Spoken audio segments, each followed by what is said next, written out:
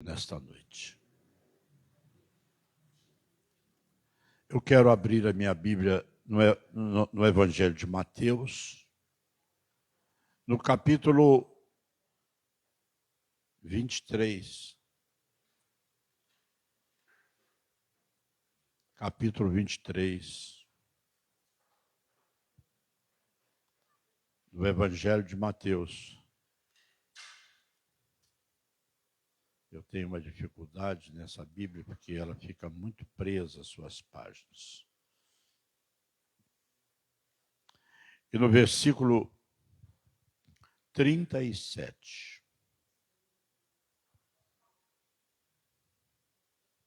palavras do Senhor Jesus.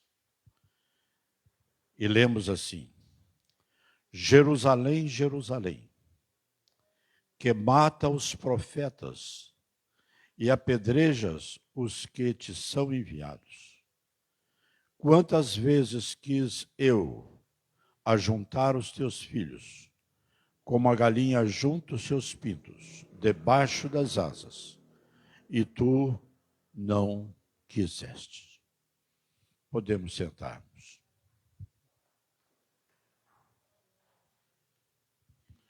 Nós temos dentro desse versículo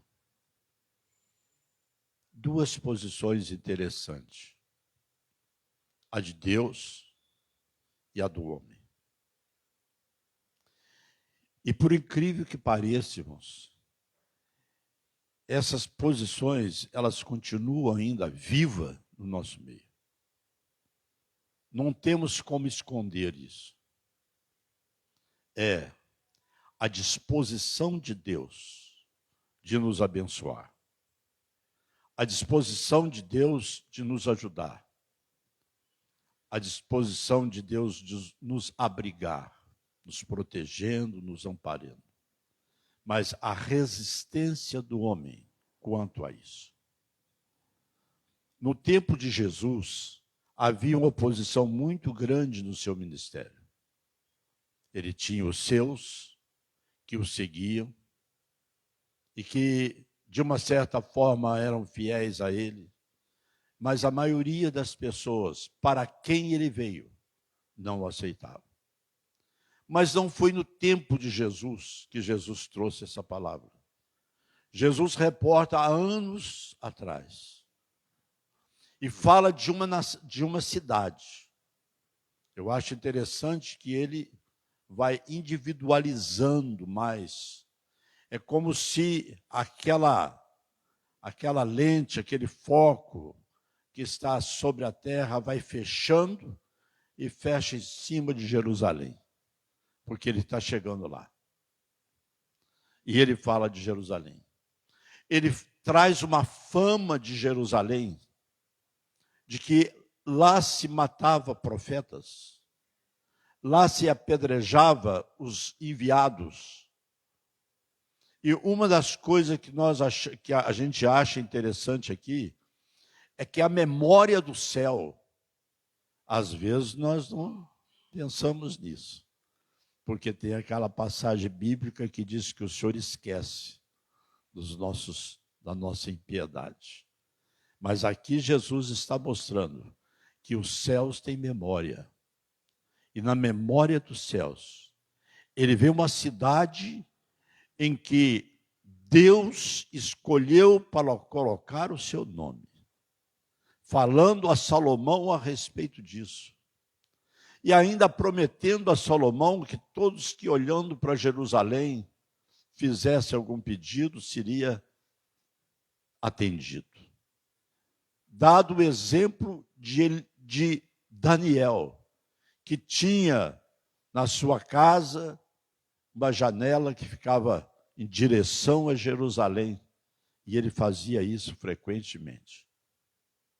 No entanto, essa Jerusalém que é cantada pelos Salmos, se não me falha a memória, o Salmo 22 ou 122, que fala que é uma cidade construída solidamente, e aonde está o juízo de Deus. No entanto, essa cidade virou as costas para o Senhor. ela não recebia a mensagem dos profetas. Se tivesse algumas pessoas ali, como nós sabemos, pela própria palavra que tinha, porque quando Ezequiel recebeu uma visão, teve uma visão, daquelas pessoas que entraram na cidade com armas mortíferas, mas que junto deles entra um vestido de linho, com um tinteiro na mão e com a ordem dada de marcar aqueles que suspiravam por Jerusalém. Aos que não suspiraram, o Senhor ordenou que destruísse, mas todos os marcados seriam poupados. Já mostrava para nós desde aquela ocasião que havia pessoas que se voltavam para Deus. Quando nós vamos no ministério de Elias, a gente vê que nós que estamos com o microfone na mão, ou qualquer um de vocês que estiverem falando sobre crise, não generalizar. Principalmente quando fala de crise na igreja, não generalizar. Porque existem homens e mulheres fiéis ao Senhor. No tempo de Elias, pelo fato da oposição que ele teve da parte do palácio, através da rainha, que ele seria morto, ele se desesperou e ele fez uma declaração para Deus. Ele era audacioso. Ele fez uma declaração para Deus e disse assim: só eu fiquei. Só eu fiquei que não prostrei diante de Baal. Eu acho interessante certas palavras ou textos irônicos da Bíblia. Eu acredito que o Senhor deu até um sorriso naquela hora, de dizer: você está enganado. Eu reservei 7.000.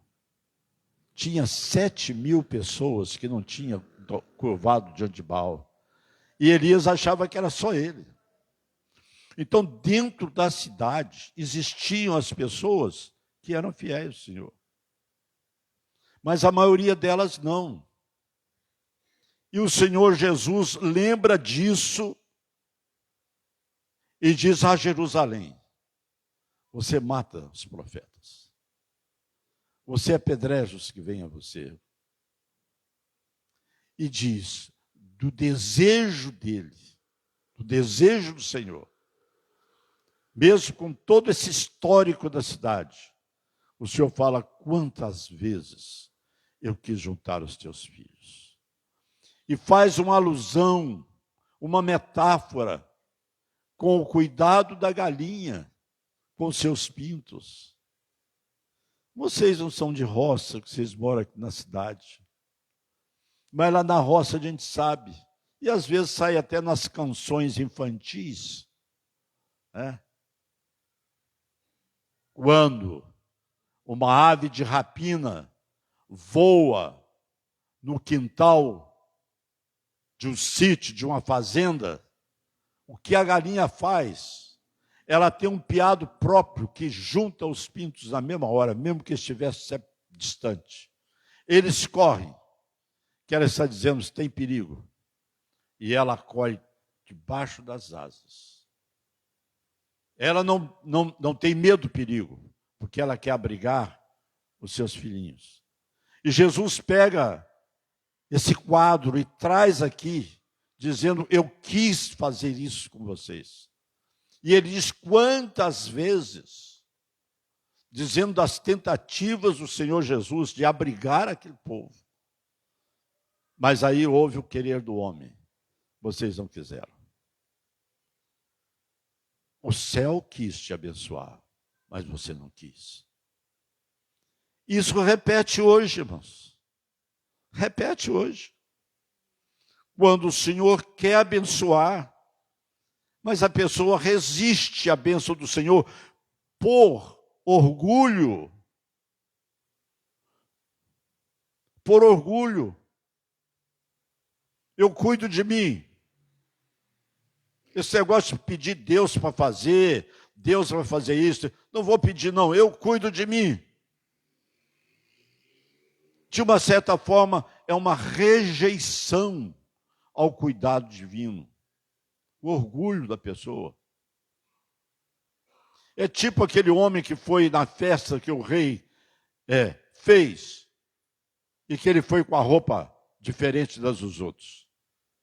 Não foi com roupa nupcial. E quando chegou lá, o chefe, o mestre, o dono da festa olha, primeira coisa que ele vê, aquela pessoa não está bem. Não adequou. Não está certo. Põe ele para fora. A atitude severa daquele homem era não ter misericórdia nenhuma. Põe para fora. Quando Jesus conta essas coisas, irmãos, não é para ficar aqui só como um conto, como referência. Mas não, tem uma verdade nisso. Mas nos tempos dos profetas que eram mortos lá em Jerusalém, eram mortos, porque eles traziam com franqueza, sem aveludar, as palavras que Deus dirigia para o povo. Mesmo que eles achassem que eram palavras duras, mas eles tinham a fidelidade de levar essa palavra para o povo. E por isso eles eram rejeitados.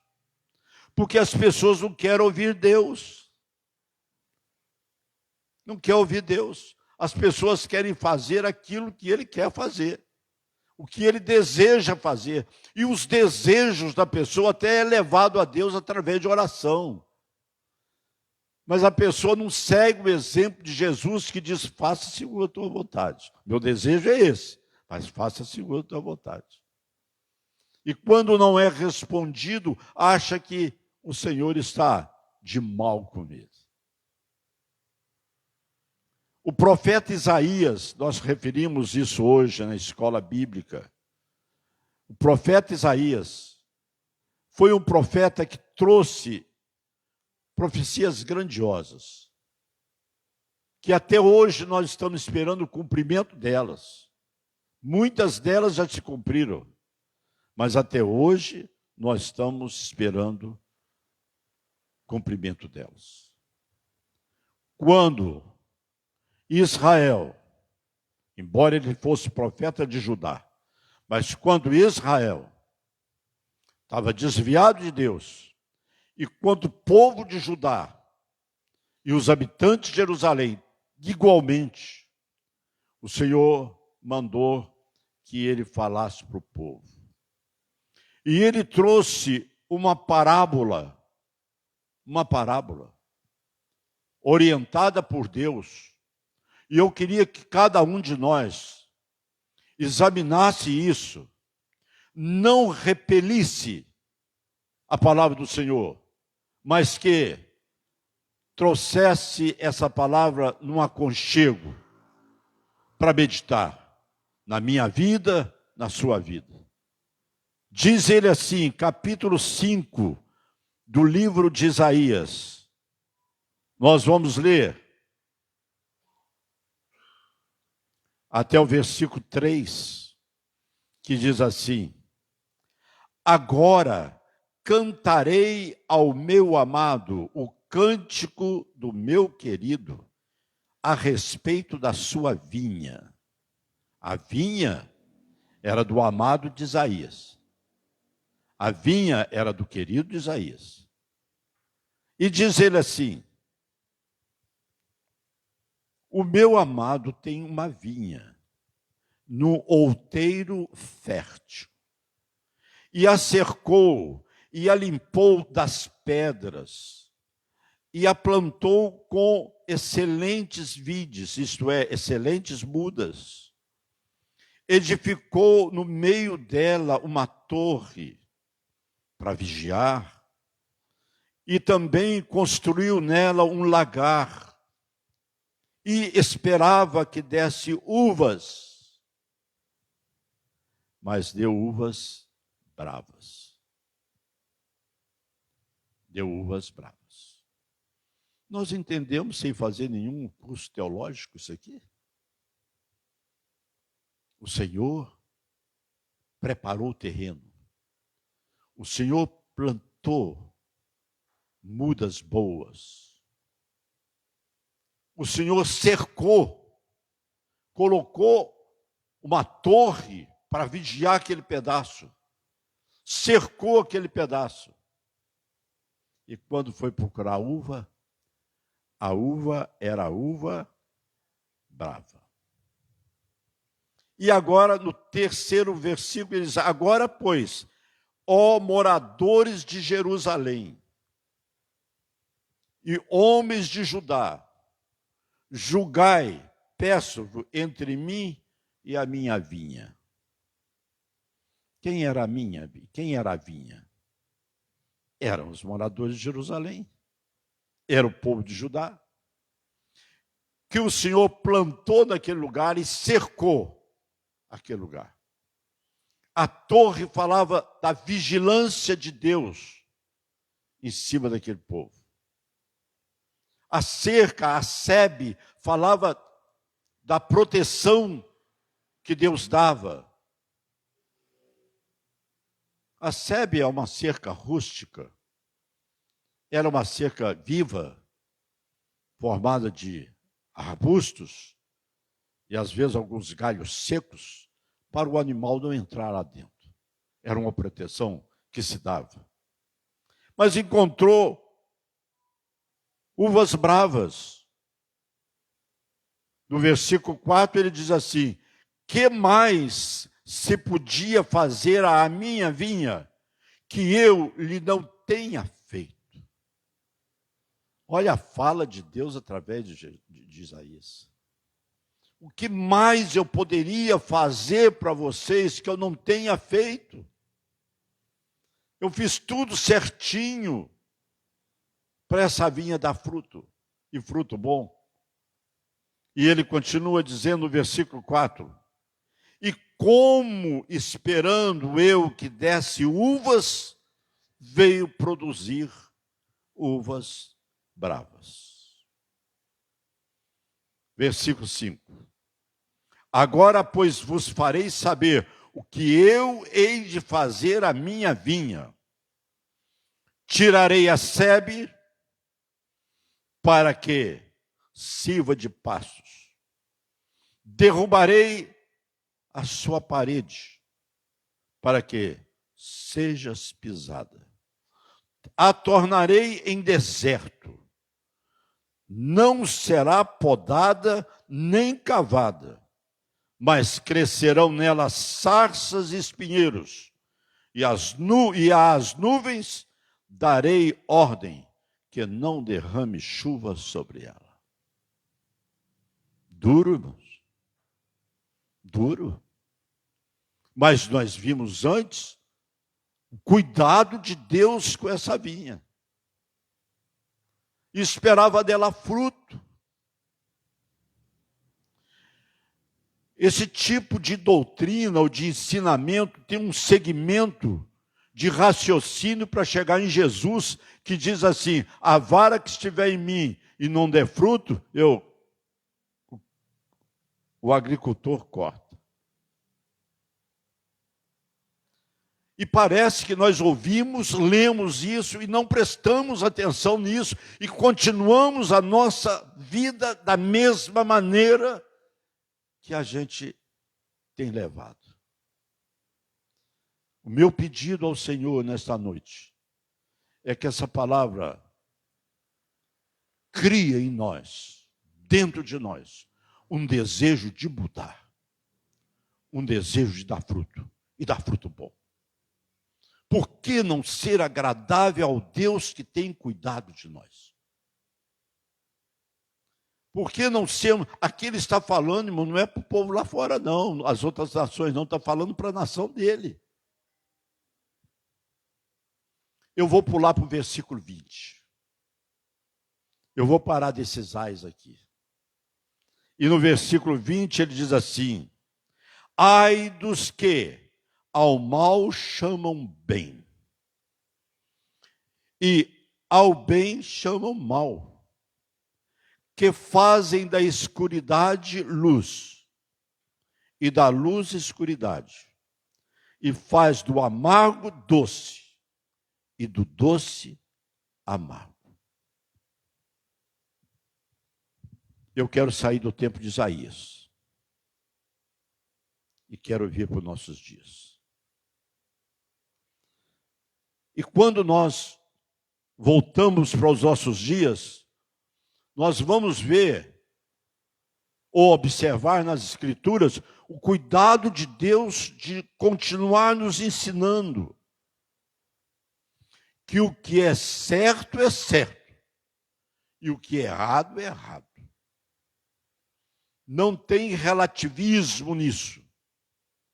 Isso é muito relativo. Naquela época era uma coisa, agora é outra. Não. O que era pecado naquela época é pecado hoje. E eu quero garantir os irmãos que o homem e a mulher que vive em pecado não recebe bênção dos céus. Não recebe. Nem a chuva. O Senhor dá ordem. Eu vou dar ordem para as nuvens não derramar chuva em cima de vocês. Olha que coisa. Coisa clara. Não tem fruto. O Senhor vai buscar fruto no sujeito, não encontra fruto. Aliás, encontra, mas bravo. Fruto indesejável. Quando nós vamos lá na carta de Paulo aos Romanos, pula para mim aí, Aninha. Paulo diz assim, porque do céu se manifesta a ira de Deus sobre toda a impiedade e injustiça dos homens, que detêm a verdade em injustiça. Eles mudam. O que é verdade é injusto. Senhor, isso aí é injusto para nós. Por que não foi dado aos anjos? Por que não foi dado aos anjos a missão de evangelizar? Por que anjo não evangeliza? Por que o anjo que apareceu na sala de Cornélio já não falou de Cristo para ele? Mas mandou chamar Pedro, para Pedro falar. Por causa do julgamento do homem.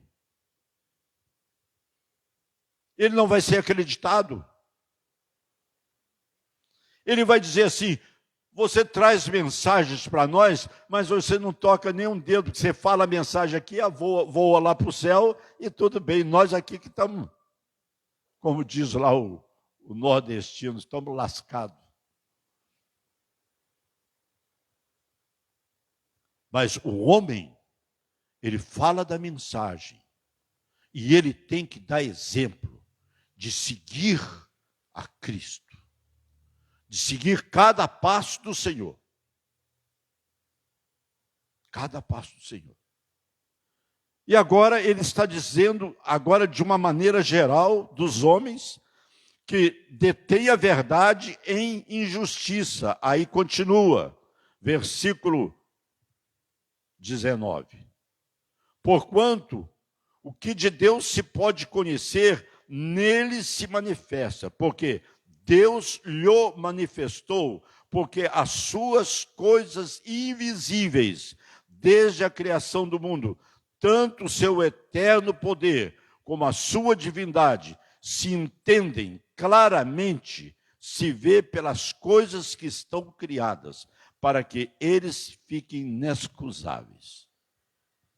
As coisas criadas mostram o grande Deus que existe. E um Deus que faz com cuidado tudo que ele fez. Eu lembro, quando falo nisso, daquela peçazinha das crianças aqui, uma vez, falando sobre o maior pintor do mundo. Maior pintor do mundo. Que deu cores ao mar, deu cores ao céu, deu cores nas flores. Deus deu cor nas plantas, nas folhas, de ervas diferentes cores. Quem vê uma lagarta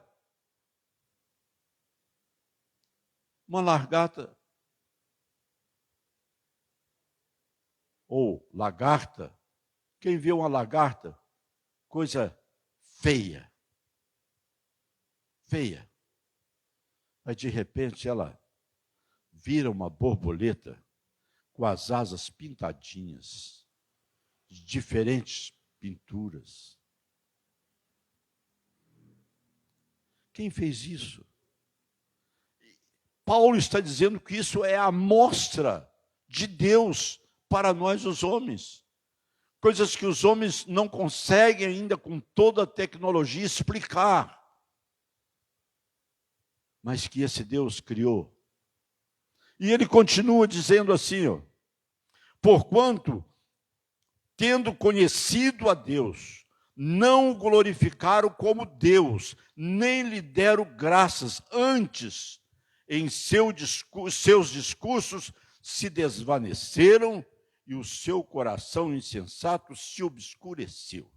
Dizendo-se sábios, tornaram-se loucos e mudaram a glória de Deus incorruptível em semelhança da imagem de homem corruptível, de aves, de quadrúpedes e de répteis.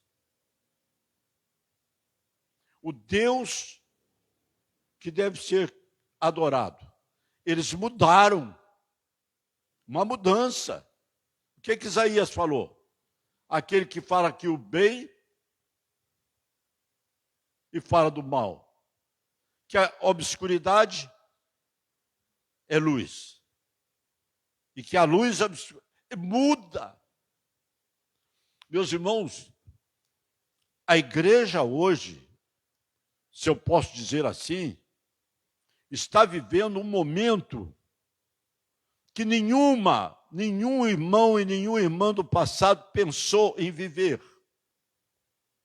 Nós estamos vendo aos olhos nus as mudanças das coisas. Aquilo que é justo, deu-se lugar para o injusto. Aquilo que é certo, sempre foi o certo, está dando lugar para o que sempre foi errado. Não há necessidade de aqui, no púlpito, estar falando isso, nós estamos vendo isso.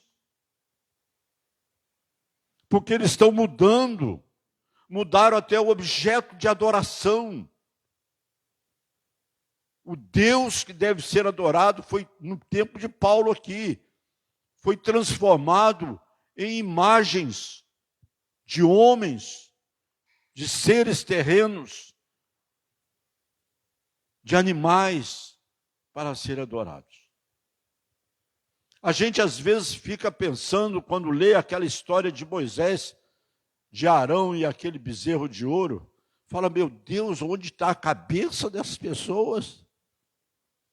Arão viu o mar abrir diante de Deus. Eles acompanharam o que Deus fez no Egito. E agora no deserto, ele diz que o Deus que tirou-os de lá é um bezerro de ouro. Porque a cultura deles lá no Egito era de um boi que eles adoravam. Mas não vamos admirar muito isso, não, irmãos, porque nós podemos incorrer num tipo de erro assim. Mudar um pouco as coisas. E nós mudamos muitas vezes até o respeito. Aquilo que deveria ser respeitado, nós não damos nenhum valor. Aquilo que é sagrado, nós entendemos como profano. E o profano nós entendemos como sagrado. E Paulo continua falando a respeito disso. Mudaram a glória de Deus em semelhança à imagem de homens. Pelo que também Deus os entregou às concupiscências de seus corações, à imundícia, para desonrarem seus corpos entre si. Agora vem. Ah, é? Vocês querem assim? Então vou entregar vocês a seus desejos. Como diz, pulo fora. Fica vocês cuidando da vida de vocês. Aí o que eles fizeram? Pois mudaram a verdade de Deus em mentira. Honraram e serviram mais a criatura do que o Criador, que é bendito eternamente. Amém. Pelo que Deus os abandonou, olha só, irmãos, porque Deus os abandonou às paixões infames, porque até as suas mulheres mudaram o uso natural, no contrário à natureza, e semelhantemente também os varões, deixando o uso natural da mulher, se inflamaram em sua sensualidade uns com os outros, varão com varão, cometendo torpeza, recebendo em si mesmo a recompensa que convinha ao seu erro. Eu quero perguntar a vocês aqui, vocês estão em casa. Tem alguma coisa semelhante a isso hoje? Coisa que deveria ser vergonha, está sendo chamado de orgulho. Orgulho. E tem um lá em cima olhando. Está virando bagunça lá embaixo. E todas as vezes que isso vai acontecendo, existe uma ação de Deus. Deus disse no tempo de Isaías, eu vou tirar a sebe, eu vou tirar a cerca que eu fiz da vinha. A vinha vai ser pisada, ninguém vai cuidar da vinha. Ninguém vai cuidar da vinha. Vai criar mato lá da vinha, espinheiro. Ninguém vai podar.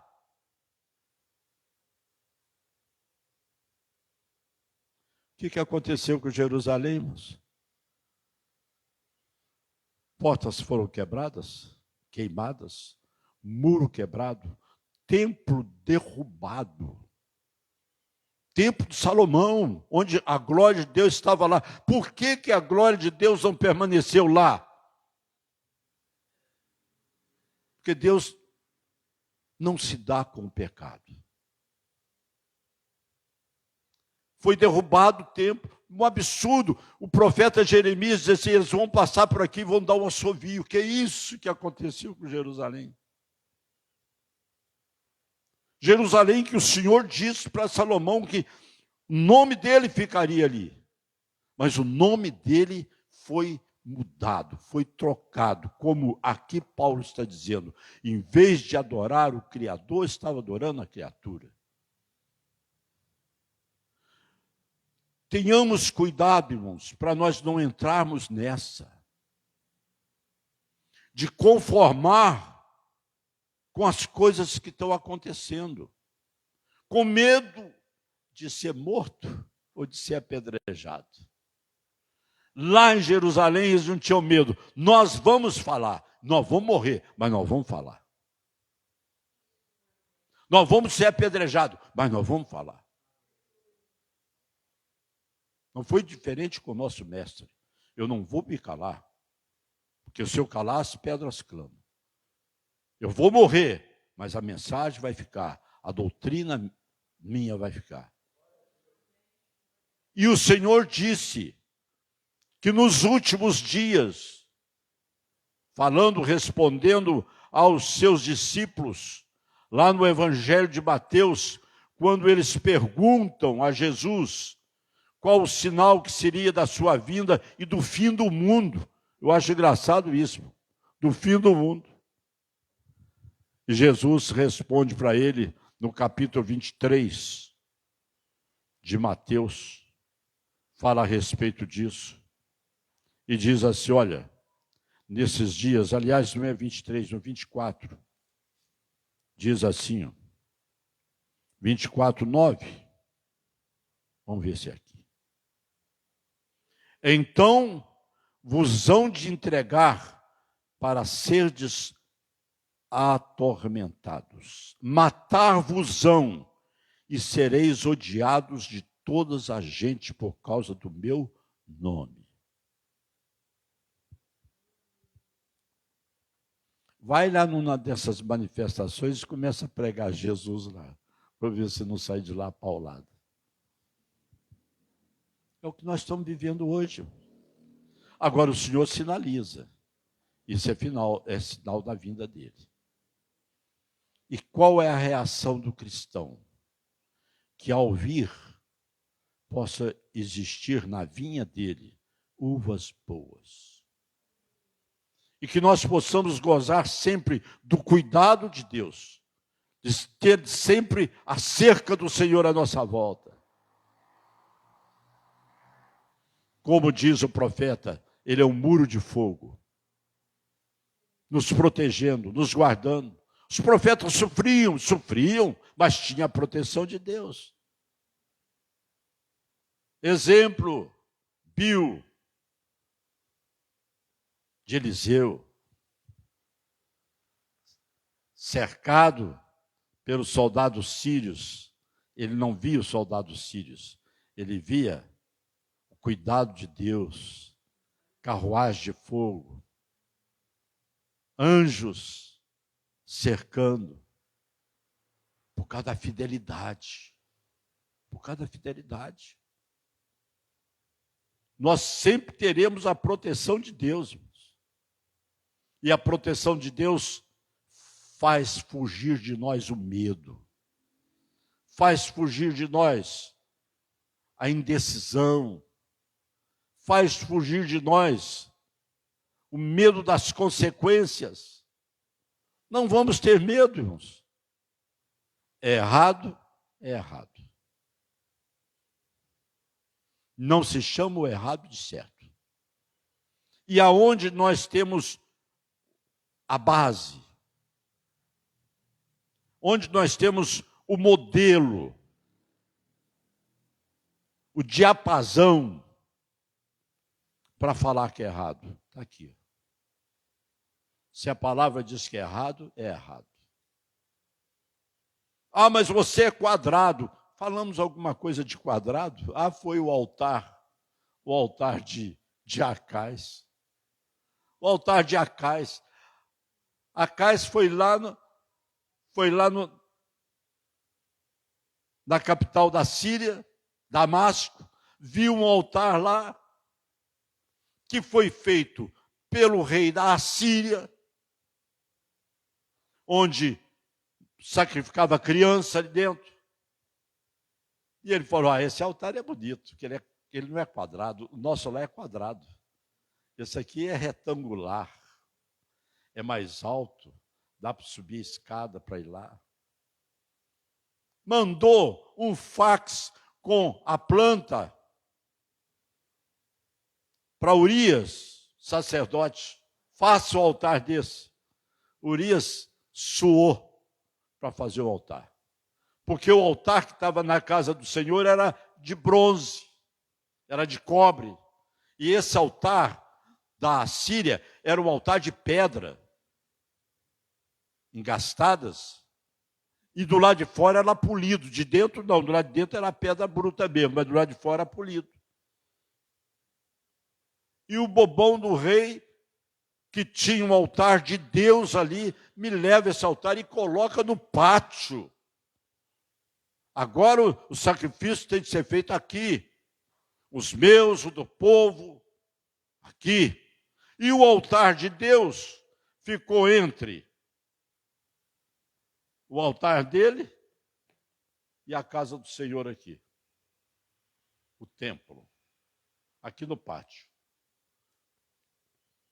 Aí deu na cabeça dele dizer assim, eu não quero que esse altar de Deus fique nessa direção, porque eu quero que o altar que eu trouxe fique direto com a casa de Deus. Tira isso, põe de lado, porque ele é quadrado. Não foi isso? Tenhamos cuidado, irmãos, de não trazer para dentro da casa do Senhor o altar de Damasco. É bonito o altar. Vamos trazer para cá que é bonito. Não faça isso, não. Fica com o quadrado mesmo. Que é ali que o Senhor recebia os sacrifícios. A Bíblia, irmãos, é clara em nos orientar. E hoje em dia, pastor Éder, nós que temos o microfone na mão, nós devemos orientar. Não vamos lá mexer, como aquele, vou entrar no terreno do inimigo e buscar o que ele me tomou. Deixa para lá o que ele tomou. Olha para o céu, que o Senhor tem muito mais para te dar. Não vai lá não, irmãos. Mas aqui dentro, com zelo, com honestidade, eu tenho um Deus. O maior problema da igreja, eu falo das pessoas, é não encarar um Deus vivo. Um Deus que se levanta de manhã, ele está olhando para você. Você vai deitar, ele está olhando para você. Nós esquecemos disso. E tomamos iniciativas nossas, como se nós fôssemos o dono da verdade. E erramos. Porque quem não erra é o Senhor. Meu irmão, minha irmã, você vai sair daqui essa noite. Mas você vai sair sabendo que você pode dar uvas boas ou pode dar uvas bravas. Não muda as coisas, não. Não muda as coisas. O maior cuidado agora das autoridades eclesiásticas é movimentos não cristãos querendo mudar a Bíblia. E até colocar a Bíblia como obsoleta, como arcaica, como velha. E existe, irmãos, infelizmente, pessoas que instruem, desfazendo de certas páginas aqui.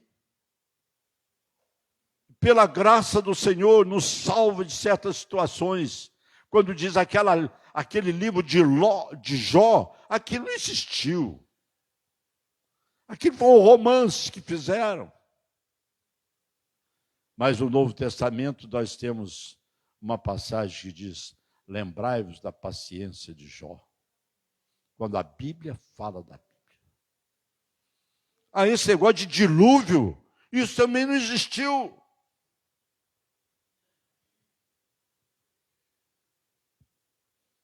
E o Senhor Jesus fala sobre o dilúvio e diz que era pregado por Noé, mas as pessoas continuaram a vida delas normal até que começou a cair chuva na terra. Sempre a displicência nossa, do homem. Eu quero colocar sobre cada um de vocês, nessa noite, uma responsabilidade. Cuide em agradar a Deus. Não pense em outro, não. Aquele lá está fazendo isso. Não, pense em você.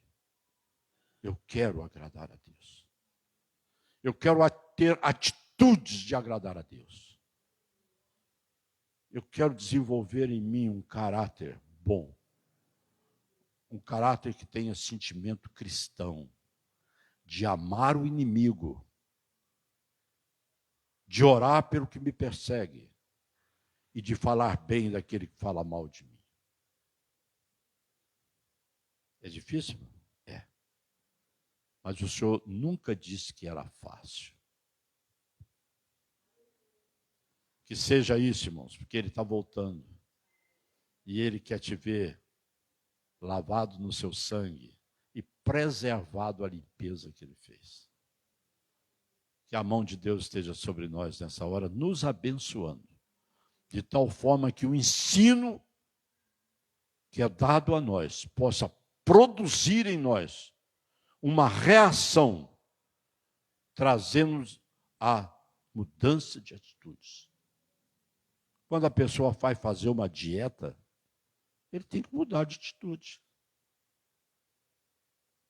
Porque o cara que faz dieta é provocado. É provocado. O pastor Ed está emagrecendo, está fazendo dieta. Mas a irmã Jane, de vez em quando, faz um macarrão, faz uma lasanha, faz uma sopa de mocotó. Tentação, meu irmão. Ficar só com o verdinho, a alface, o pepino, a cenoura, e olhe lá umas fatias de carne. Tem que haver mudança aqui, meu irmão. Mudança aqui. E nós passamos a ser chatos. Chato. Porque a irmã Jane quer fazer aquela mesa bonita e você chega lá com aquele pratinho de pepino, de alface, e nem olha para o resto. Cara chato. Mas quem sabe do bem-estar que vai se receber vai ser você. Vai ter que mudar aqui. Isso não me pertence mais. As coisas de Deus, irmão, nós temos também a agir assim. O mundo faz tudo isso, mas isso não me pertence, porque eu sou do Senhor. E Ele que me conduz. Aquela reva que dá um jeitinho nela. Dá umas lambadinhas em cima dela. A Bíblia ensina. Resista na fé. Que ele foge. E cada dia nós vamos despontando cada vez mais para agradar o Senhor, para agradar a sua vontade. Amém? Senão eu vou falar mais. Vou parar aqui. Amém. Que Deus nos abençoe no nome de Jesus. Será difícil o ministério de louvor tocar um hino para nós aqui?